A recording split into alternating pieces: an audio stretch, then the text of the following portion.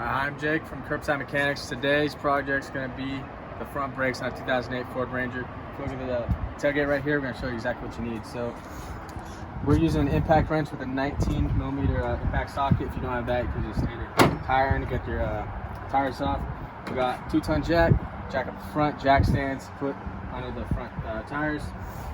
Obviously we're doing brakes, so we're doing brake pads. We're going to have the front rotors turned, save us a little bit of money, $ballers on a budget. We need brake slide lubricant, brake clean, and a standard tool set that you can get from a parts store or a supermarket. Alright, so right now we're jacking up the front of the truck. You got to get it high enough that that front tire comes off the ground.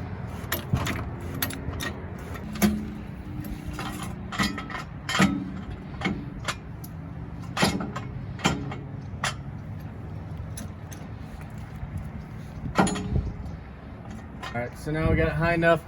We got the jack stand in position so that when we lower our jack ever so slowly, the vehicle will rest right on the jack stand. Alright, so what we're doing right now, we're using the impact wrench to take off the lug nuts on the front tire.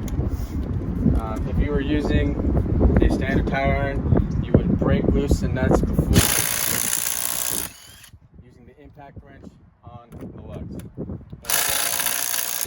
Once you get all these off, we'll cut back and show you the next step. Alright, so with the tire off, we grab a ratchet and socket with a 14mm socket. We got to take off these two bolts right here, 1 and 2 back here on the side on the caliper, in order to gain access to the caliper itself.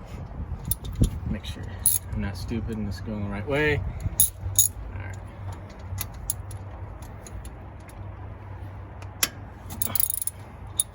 Make that end loose.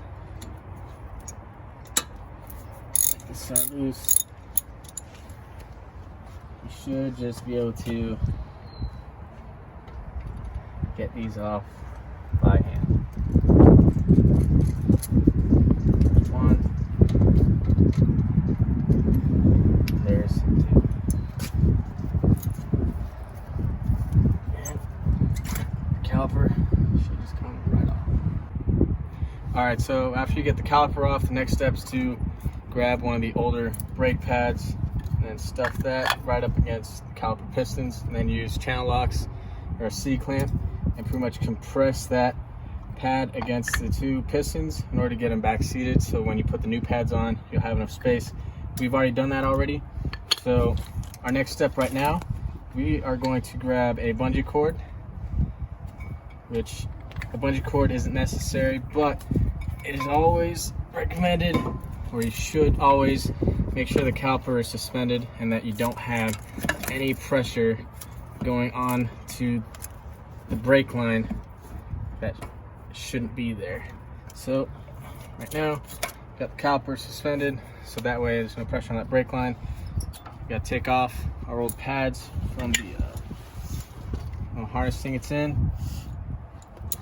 And then we grab a 15mm socket, take off 2 bolts on the back here, 1 and 2. And then once you get that off, this little bracket right here should come right off.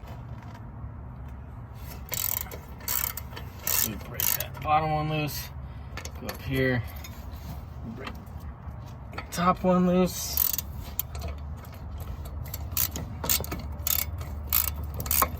Get these, maybe they're all the way taken off.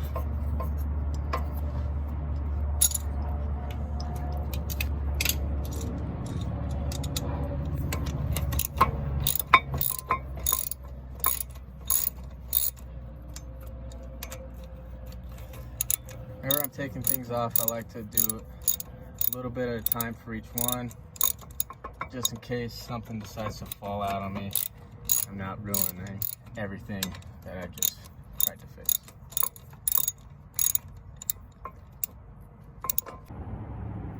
Alright, so we got those 2 bolts off. I'm gonna take this hanger off.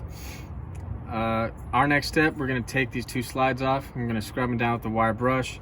just to clean them up, get some of that surface rust off.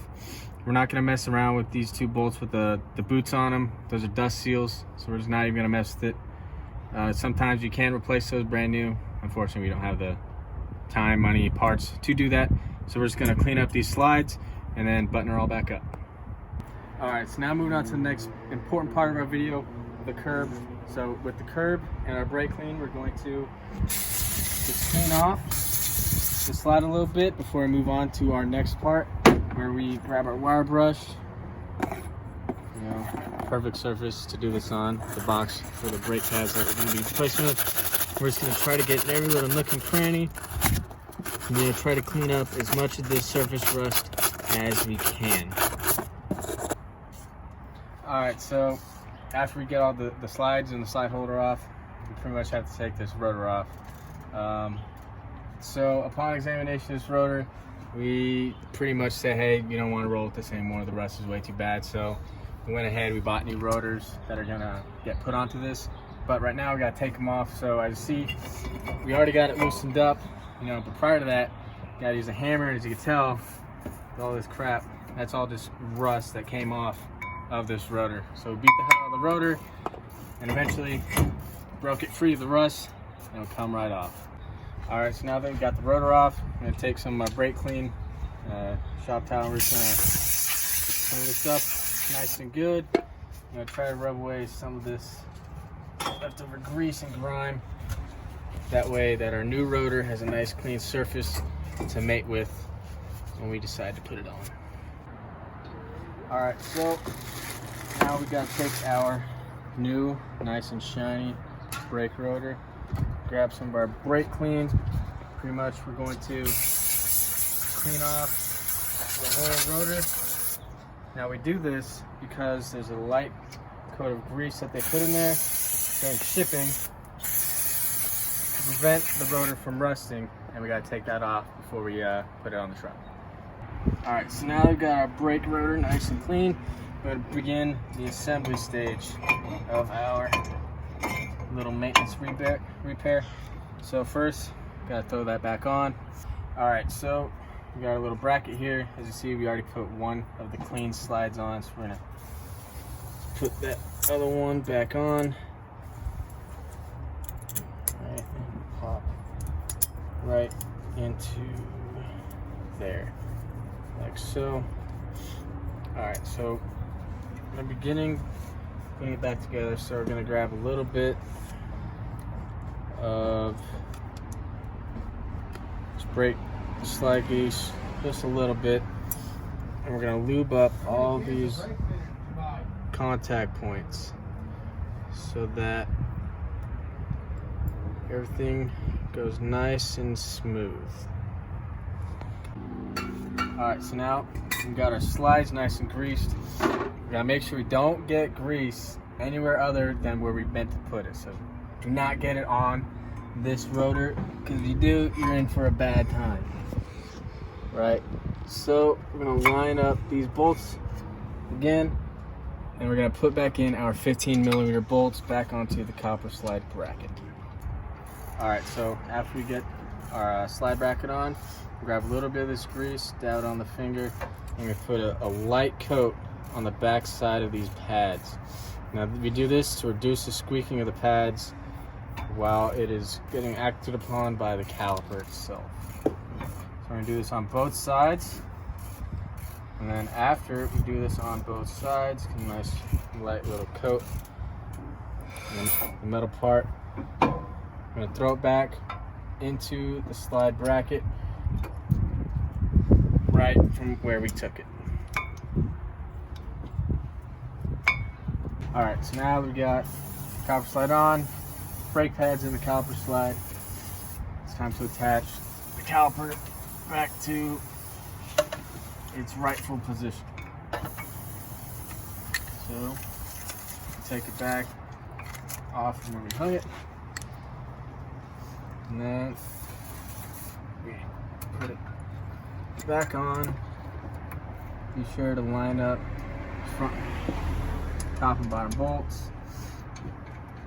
I'm going to hand thread them in one by one.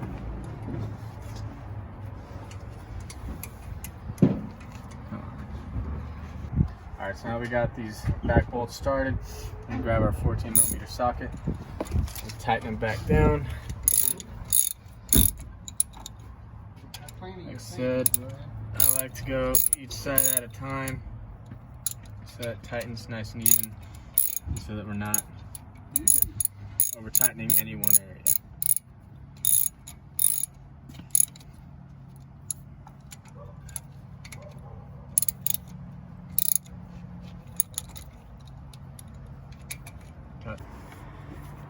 Alright, so what's happening now is the lugs are getting greased up. So pretty much after we get the caliper all buttoned back on, everything's back together, I'm going to put the tire back on, and then we're going to test the brakes to see and make sure that we still have brake pressure. And then once that happens, you should just do a road test.